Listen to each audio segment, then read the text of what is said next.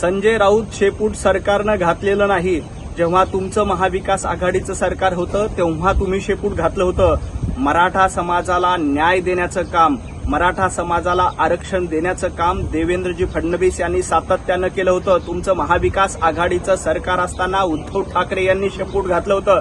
उद्धव ठाकरे यांनी मूर्खपणा केला, त्यामुळं मराठा समाजाचं आरक्षण गेलं आणि जेव्हा एकनाथ शिंदे मुख्यमंत्री झाले तेव्हा पुन्हा एकदा मराठा समाजाला आरक्षण मिळवून दिलं.